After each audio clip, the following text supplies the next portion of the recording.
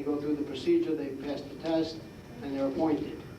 But what about people that are related by political party, or what about people that are related by campaign contributions? Pay to play. That's the real problem. Not so much the nepotism, but the pay to play is a very costly problem that must be addressed. And I would recommend immediately instituting a pay to play ordinance in this town once we get in.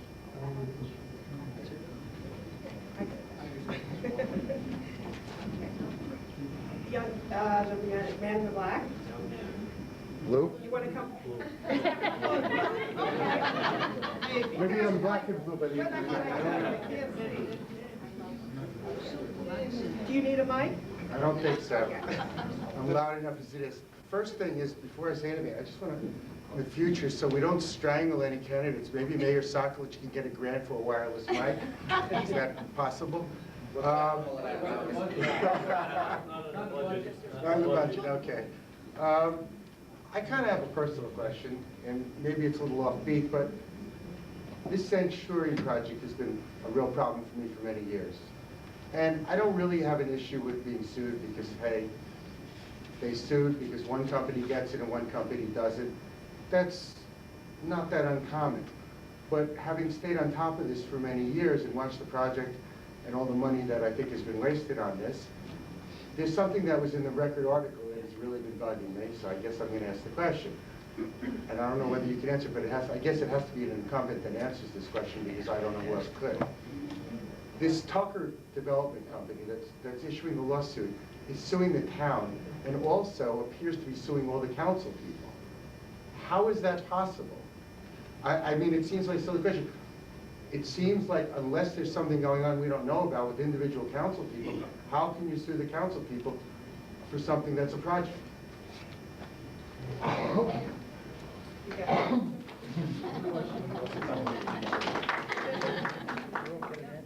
Howard, we're sued, and our fiduciary responsibility as council people is nothing, it's not personal suits.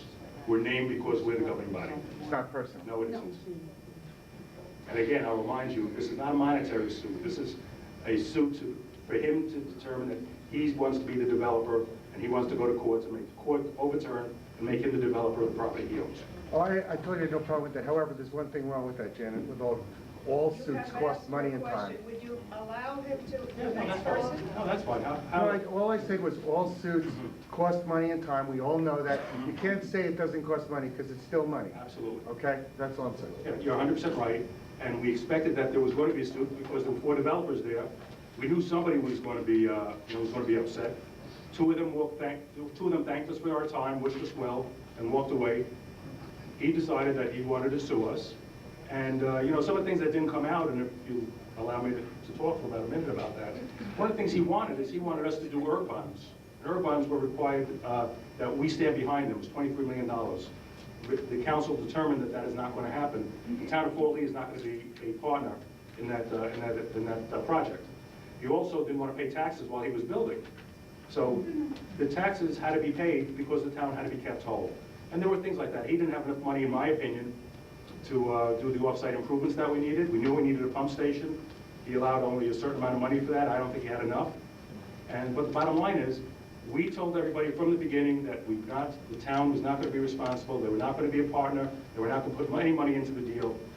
He continued to do it, and that's why he wasn't picked, and that's what's going to. It take more than 2 minutes for me to get something, but.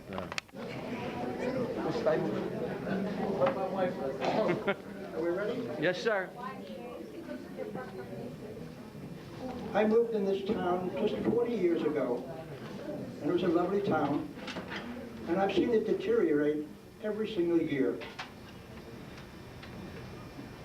The board brags about how this town's economic situation is so great that they didn't have to let many people go. The truth is, they robbed the people so much that they had money left over to take care of it when it went down. As a senior and a member of the Veterans of Foreign War and the American Legion too, the only thing that's happened that's worthwhile in this town is Veterans Square. That's a bright spot. But the stores, they're closing up one by one because the rents are too high. The rents are too high because the taxes are too high. Who gave the right of anyone in the board or in this government to suddenly increase the parking meters 100%, making it almost impossible for people to use the town's facilities Sir, you as have they to should? ask a question. My question Can you is, get to the question? when are you going to get a businessman on this board that knows how to run a business? Because the town is a business.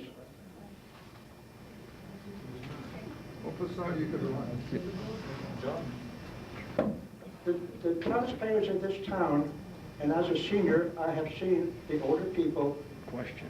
who really have paid, let's say, $8,000–$10,000 for a house, and now they're paying that much in taxes.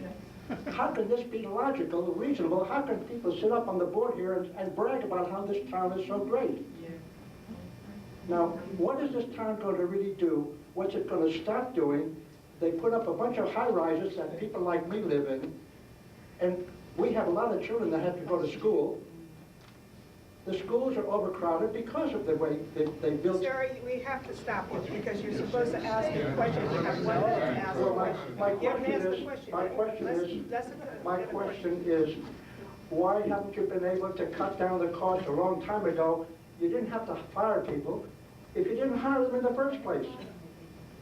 Thank you. Who's first on this?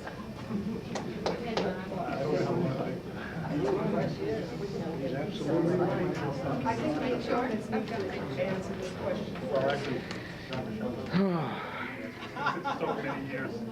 I don't know how many years he's talking about, but I will tell you that 40 people are not working in the borough now. When I got on the council in '96, there was almost 400 full-time employees. When I left the council, there were 353. So I don't know how far back he's going. I can only speak to 1996. Well, 40 years I can't talk about because I was a baby. So, but I will tell you what I did when I was on the council, and we put together programs that we had secretarial pools to cut back on staff.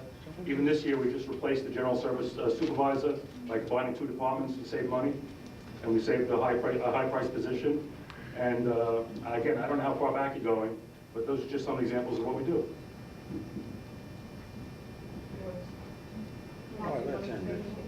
Well, I'm not obviously on the council, but I will say this. I found it curious. I think you all got the Fort Lee today, and I found it curious that there's a quote from Councilman Pohan that says that the borough workforce has been reduced by some 35 employees through attrition without impacting on providing expected services to residents.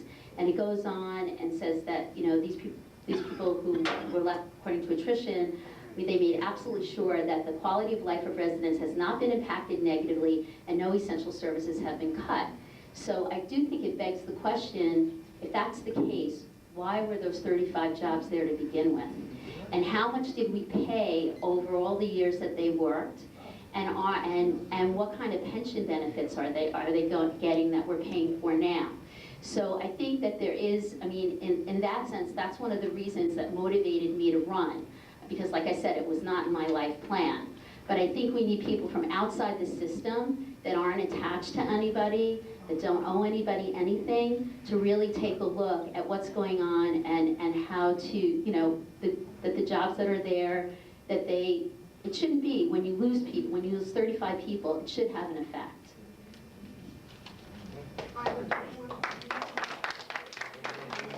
Right. These 35 people through attrition are not being replaced. There was a time we needed a larger police force, but at this time, as each one retires, we are not doing rehires.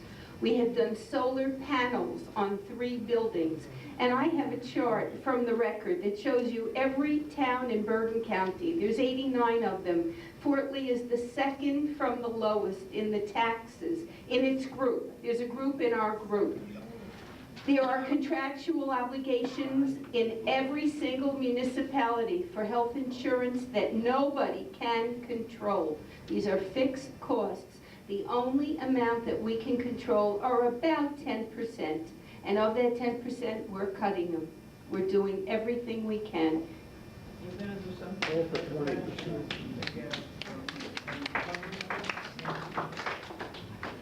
I almost feel bad for the incumbents because they're caught between a rock and a hard place, and I understand where they are. However, I'm going to go back to we need a tough labor negotiator, and I'm also going to say that there will be police hired. It'll be after the election, because if we needed 106, correct me if I'm wrong, I don't know the number, 104, 106, whatever it is, if the state came back and told us that that's the adequate amount to have, or the minimum amount to have, and we're now in the high 90s or mid 90s, what happened? Did crime go away? No. We're going to have to hire police, and police cost about $100,000 each. So again, I feel bad for them, but not that bad.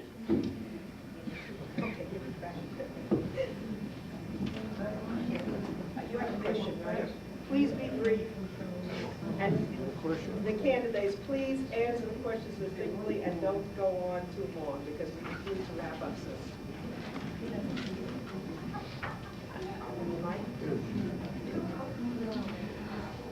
Earlier this week, there was an article in the Bergen Record. It was written by Mr. David Hockstead. Oh, God. I'm sure all of you read the letter. He's saying that we're going to have massive increases in taxes in this town. And I'd like to know what comments any of you would have to make on that.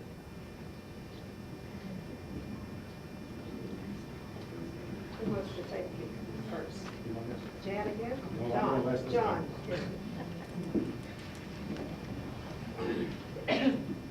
Yeah, they said it was a storm or something.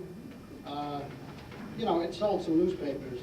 I'm not very concerned about it. I am glad that the governing body did commission a study, $50,000, to determine the viability of that plan, which would be if you live in a co-op, you'll convert to condominium, you'll pay more taxes to the town, and we'll all be happy again. You know what? It's really a good plan in Nirvana, but it's in the real world. First of all, you have to pay off the underlying mortgage on the co-op. And in order to do that, you have to refinance and give individual mortgages to people. So to sum it up, if you're a co-op owner and you want to take this plan, you need to get an individual mortgage, which you may not have now. Your taxes are going to go up. Yes, the value of your property will go up, but that's equity. It's not real dollars. Real dollars coming out of your pocket might hurt. Am I saying it's a terrible plan? No, it's a good plan in good times. As far as the buildings falling apart, and I read the article and it said that these buildings are so old, they were built as rentals in the 60s, and they're going to fall apart. So by doing this plan, we're going to have emergency funds to repair the buildings. We have them now. I live in a Horizon House. We just did all new terraces, and without an increase in our maintenance. So it's a good plan if you want to do it. If you're a co-op owner and you vote to do it, do it. I don't think the town should be mandating or forcing anybody to do it. I'm glad that they're there to help with the tax abatement if need be. Thank you. From the other party, would you, maybe we can cut it down to one person answering from the party. What do you think? Because I see we have two more people standing online. Are you, the two of you are online, right? Okay. What the article referred to was one building which he applied to all the buildings in town. And the calls that happened because of that, and the outrage by the other co-ops who were spending money fixing their buildings, is you can be on the phone all day with these people. What he's asking for is, he paid off his underlying mortgage, he wants to become a condo, he's asking the government